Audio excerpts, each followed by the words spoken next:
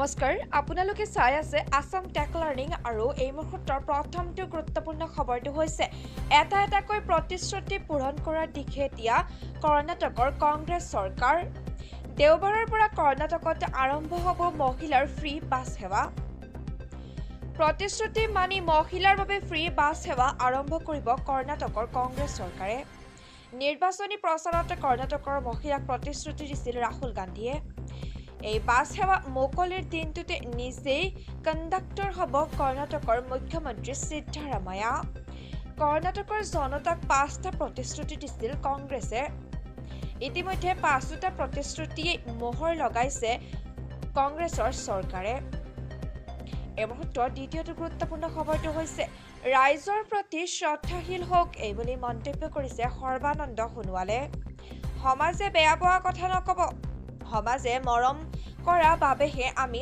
আসনত আছো মনত ৰাখক সমাজখন আমাৰ বাবে সৰ্বোচ্চ আৰু শক্তিশালী আমি প্ৰতিটো শব্দ বাক্য ব্যৱহাৰ কৰোঁতে সাৱধান হ'ব লাগে আমাৰ কথাৰে জড়িত ৰাইজৰ স্বাভিমানত আঘাত হানিব নালাগে ৰাইজৰ স্বাভিমান ৰক্ষা হোৱা ব্যক্তিকহে বক্তব্যহে আমি প্ৰদান কৰিব লাগে সমাজখনৰ বাবেহে আমি ৰাষ্ট্ৰ পৰিচালনা কৰাৰ বাবে সুযোগ পাইছো প্ৰধানমন্ত্ৰী মোদীয়েও এই পথেই আমাক দেখুৱাইছে সমাজে বেজাৰ পোৱা কথা আমি ক'ব নালাগে আমি তেনে মানসিকতাৰে ৰাজ্যখন আগুৱাই নিব লাগে বিজেপিৰ মহাজন সম্পৰ্ক অভিযানত বিজেপি কৰ্মীলৈ বাৰ্তা সৰ্বানন্দ সোণোৱালৰ তেওঁ কৈছে যে ৰাইজৰ প্ৰতি শ্ৰদ্ধাশীল হওক এই মুহূৰ্তৰ পৰৱৰ্তী গুৰুত্বপূৰ্ণ খবৰটো হৈছে মুছলমানক ঘৃণা কৰে বিজেপিয়ে মুছলমান যুৱতীয়ে হিজাব পিন্ধাক লৈ কিয় হিংসা কৰে বিজেপিয়ে এই দেশত ৰেল দুৰ্ঘটনা হৈ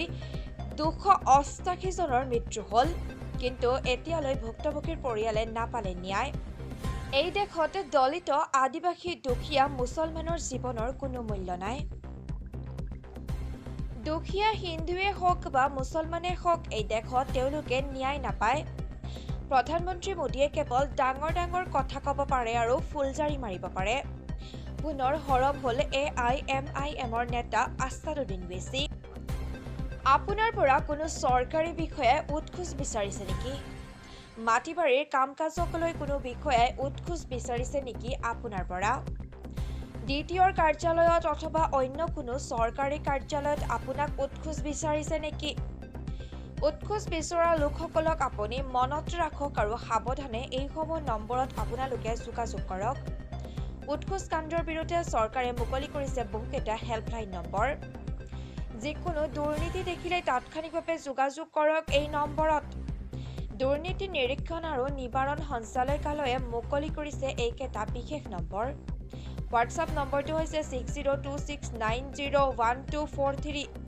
টোল ফ্ৰী নম্বৰটো হৈছে 180034533767 নিয়ন্ত্ৰণ কক্ষৰ নম্বৰটো হৈছে 036124622295 আৰক্ষী অধীক্ষকৰ নম্বৰটো হৈছে 6026903481 6026908483 এইটো আৰু এটা নম্বৰ আৰক্ষী অধীক্ষকৰ অতিৰিক্ত আৰক্ষী অধীক্ষকৰ নম্বৰটো হৈছে 6026903418 অভিযোগৰ কথা বৰ্ণনা কৰি আপোনালোকে ইমেইলো কৰিব পাৰিব ইমেইলটো হৈছে complaints.vsc@gmail.com টুইটাৰতো আপোনালোকে দিব পাৰিব হেণ্ডেলটো হৈছে @dirvsc assam এই মুহূৰ্তৰ পৰৱৰ্তী গুৰুত্বপূৰ্ণ খবৰটো হৈছে মহিলা শিশুক অত্যাচাৰ কৰি ন্যায়ালয়ৰ ৰোখতে এছপি অপৰ্ণা নটৰাজ থানাৰ ভিতৰতে অকথ্য নিৰ্যাতন চলাইছিল শিশু আৰু মহিলাক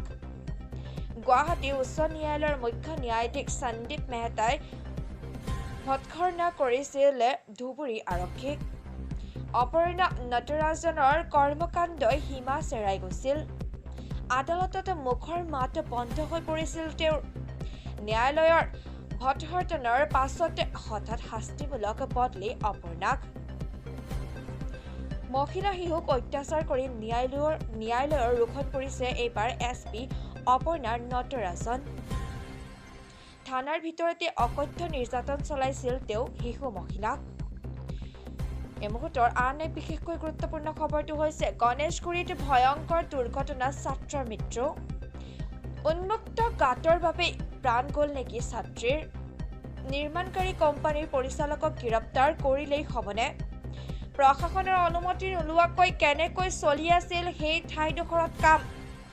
ঘটনাটো ঘটি যোৱাৰ পাছতহে কিয় কঠোৰ হৈছে এতিয়া প্ৰশাসন? গণেশগুৰিৰ দৰে ঘটনা আকৌ যদি ক'ৰবাত ঘটে, সেই ঘটনাৰ দায়িত্ব কোনে ল'ব? প্ৰিয়া কুমাৰীৰ মৃত্যুৰ দায়িত্ব ল'ব কোনে? গুৱাহাটী শোধনাগাৰত ডাঙৰ ঘটনা সংঘটিত হৈছে। শোধনাগাৰৰ নিকন কোম্পানীৰ প্ৰজেক্ট ছাইটত এই ঘটনা সংঘটিত হৈছে। ভয়ংকৰ ঘটনাত এজন লোকৰ মৃত্যু হৈছে। গাঁত খান্দি থকা অৱস্থাতে মাটি খহি এজন শ্ৰমিক নিহত হৈছে। নিহত শ্ৰমিকজন মৰিগাঁৱৰ কৰিমালী। গুৰুতৰভাৱে আহত আন দুজন শ্ৰমিক। আহত দুজন শ্ৰমিকক সংকটজনক অৱস্থাত হাস্পতালত ভৰ্তি কৰোৱা হৈছে। ঘটনাৰ পিছতে গুৱাহাটী শোধনাগাৰৰ মূল প্ৰৱেশদ্বাৰৰ সন্মুখত উত্তপ্ত পৰিস্থিতিৰ সৃষ্টি হৈছে। শ্ৰেণীকোঠাত হঠাতে অজ্ঞান হৈ পৰিল ৩০ জনকৈ ছাত্ৰী।